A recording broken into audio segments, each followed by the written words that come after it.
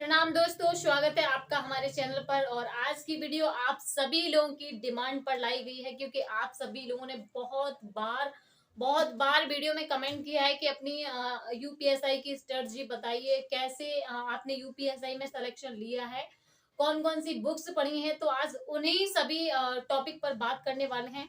तो वीडियो के स्टार्ट से लेके एंड तक बने रहिए और हम आपको वो पूरी स्ट्रेटजी बताएंगे कि कैसे हमने यूपीएसआई में सिलेक्शन लिया है, कौन कौन सी हमने बुक्स पढ़ी हैं, वो सारा डिटेल यूपीएसआई का बताने वाले हैं। और सबसे पहले चैनल को सब्सक्राइब कीजिए और वीडियो को लाइक करना मत भूलिए, क्योंकि बीच में मैं डिस्टर्ब नहीं करूंगी। तो स्टार्ट करती हूँ वीडियो को। तो स्टार्टिंग करते हैं। जीएस हमने कहाँ से यूपीएसआई के लिए कवर किया था। तो स्क्रीन पर आपको ये 4 बुक्स दिख रही हैं। ये 4 बुक्स वो हैं जिनसे मैंने यूपीएसआई की जो जीएस है उसको कवर किया था। तो अब मैं स्टार्ट कर रही हूँ। मैंने मूल विधि कैसे कवर की यूपीएसआई के लिए।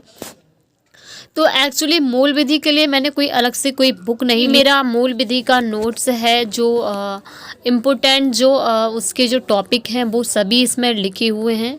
वो सभी हमने इसमें कवर किए हैं सिलेबस के अकॉर्डिंग। जैसे कि सिलेबस में क्या क्या दिया था वो हमने पहले पढ़ लिया, फिर उसी के अकॉर्डिंग हमने चैप्टर स्टार्ट किए थे पढ़ना जो भी था। और इसका देखो मैं आपको बता दूं, मूल विधि का मैंने ऑनलाइन ही पढ़ा है, कोई स्पेशल बुक नहीं ली है। और ऑनलाइन जो उत्कर्ष चैनल है वहाँ से मैंने मूल विधि के लिए पढ़ा था और वहीं से मैंने ये सभी नोट्स बनाए हैं। बाकी मुझे कहीं से भी कुछ जैसे कि न्यूज़पेपर में से कुछ खास मिल जाता था तो उसमें ऐसे मैं लिख लेती थी।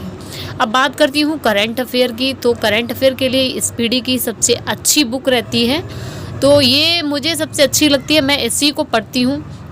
फ़िलहाल तो ये अभी की है, बट उस टाइम मैं तैयारी कर रही थी तब भी मैंने स्पीडी ही ली थी।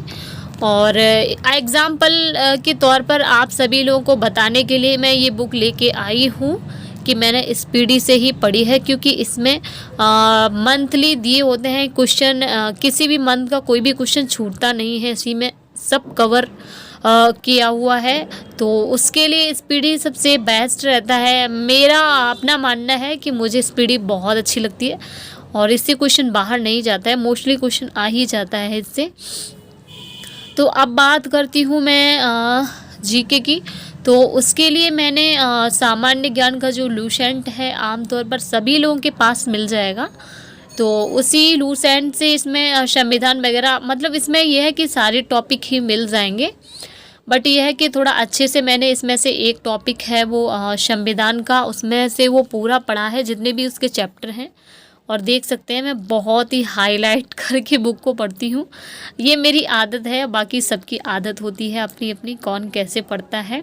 मुझे ऐसे ही पढ़ती हुए अच्छा लगता है तो मैं उसको हाईलाइट करके पढ़ती हूँ। अनुच्छेद वगैरह ये मैं आपको दिखा रही हूँ, ये सभी मैंने इससे कवर किए थे। बट एक्चुअली क्या था कि जो इसमें संविधान में क्या है थोड़ा सा डीपली पूछ लेते हैं, तो उसके लिए मैंने लक्ष्मीकांत की जो बुक आती है आप देख सकते हैं, ये मैं आपको वही बुक दिखा रही हूँ जो लक्ष्मीकांत की बुक आती है। इससे मैंने सिर्फ संविधान के कुछ टॉपिक कवर किए थे, पूरा संविधान नहीं पढ़ा था। कुछ टॉपिक यानी कुछ चैप्टर हैं जो मैंने पढ़े हुए थे जिसको मैंने हाईलाइट किया है, जैसे संविधान का निर्माण, ये देख सकते हैं आप। जिसको जो जो चैप्टर मैंने पढ़े हैं वो हाईलाइट किए हैं। संविधान की प्रस्तावना, नागरिकता, मूल अधिकार, राज्य के नीति निर्देशक तत्व, मूल कर्तव्य, संसदीय व्यवस्था, केंद्र राज्य संबंध, राष्ट्रपति, उपराष्ट्रपति, प्रधानमंत्री, ये कुछ चैप्टर हैं यहाँ से कवर किए हैं। संसद है, उच्चतम न्यायालय है, न्यायिक समीक्षा है आपकी, और एक ये है जनहित याचिका, पंचायती राज, नगर निगम, निर्वाचन आयोग, संघ लोक सेवा आयोग, राज्य लोक सेवा आयोग, और यही मतलब एक लोक सेवा, ये है एक आपका, यही कुछ है खास, चुनाव कानून है, निर्वाचन हो गया आपका। तो बस इसमें पढ़ने के लिए तो बहुत है, क्योंकि ये बहुत मटेरियल है इस बुक के अंदर, लेकिन मैंने यही जो हाईलाइट किया हुआ है सिर्फ इतने चैप्टर पढ़े थे। अब बात करती हूँ हिंदी मैंने यूपीएसआई के लिए कहाँ से कवर की थी। तो ये नालंदा की बुक जो मैं आपको स्क्रीन पर दिखा रही हूँ, ये नालंदा की बुक है जहाँ से मैंने अपने यूपीएसआई की हिंदी का पूरा कवर किया हुआ था।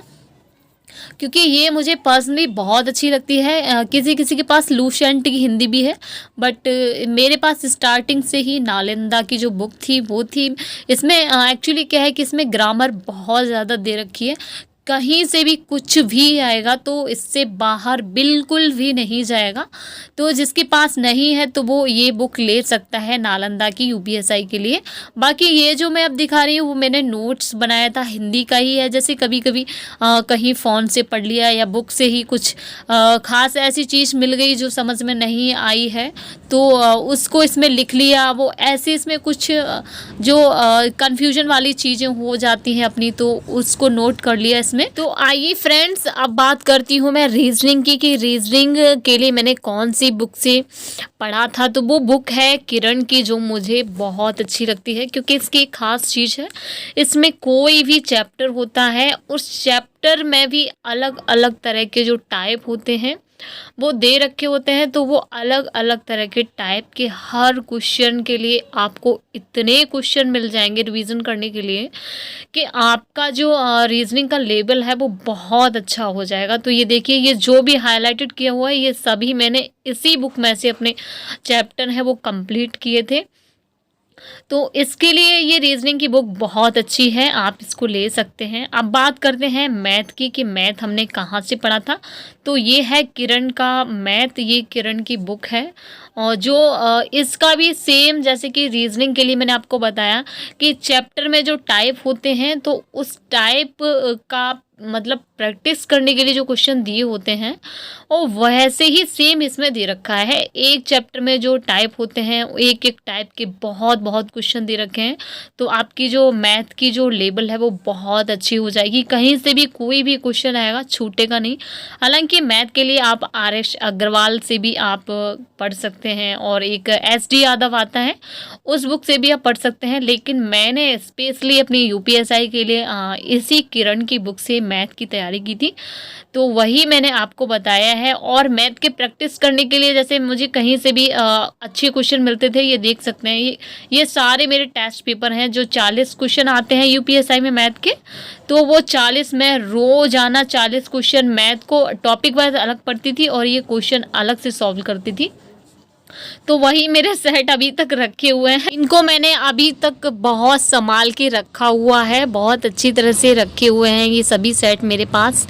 और अब बात करते हैं मैथ के फार्मूलाज। तो फार्मूलाज मैंने कहाँ से याद किए थे, मेरे पास एक मेरे घर में पुरानी डायरी रखी थी तो मैंने उसी डायरी को लिया और उसी डायरी में अपने सारे मैथ के जो फार्मूला होते थे वो सभी इसमें फार्मूले लिखे हुए हैं। जहाँ भी मुझे जो भी डाउट होता था मैं इस डायरी में लिखती रहती थी। तो इसमें कई सारी चीज़ें हैं, मेरे इम्पोर्टेंट क्वेश्चन हैं और इम्पोर्टेंट फार्मूले हैं, तो उसी के लिए है ये। तो फ्रेंड्स, वीडियो के लास्ट तक बने रहने के लिए आपका बहुत बहुत शुक्रिया, क्योंकि बहुत ज़्यादा कमेंट आ रहे थे कि मैम आपने UPSI में सिलेक्शन लिया है, कौन कौन सी बुक्स पढ़ी थी, आप अपनी स्ट्रेटजी बताइए। इस टाइप के बहुत ज़्यादा कमेंट आ रहे थे, तो फाइनली इस वजह से मुझे वीडियो बनाना पड़ा। तो उम्मीद करती हूँ कि आपको हमारी स्ट्रेटजी बहुत अच्छी लगी होगी और आप भी फॉलो करेंगे। अगर आप नहीं फॉलो करना चाहते, और क्योंकि इससे भी बहुत कई सारे इससे अच्छे बेटर ऑप्शन हैं, तो आप उसको भी फॉलो कर सकते हैं। बाकी मैंने अपनी स्ट्रेटजी पूरी जिस तरह से मैंने स्टडी की थी UPSI के लिए, जिन बुक से स्टडी की थी वो सब आपके साथ शेयर किया है।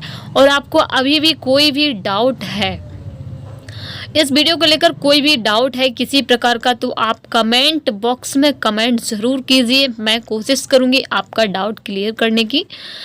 चलिए मिलते हैं किसी नेक्स्ट वीडियो में किसी नेक्स्ट अपडेट के साथ। तब तक के लिए ख्याल रखिए अपना, चैनल को सब्सक्राइब करना बिल्कुल भी मत भूलिएगा और वीडियो को लाइक शेयर ज़रूर कीजिएगा। जय हिंद, जय भारत।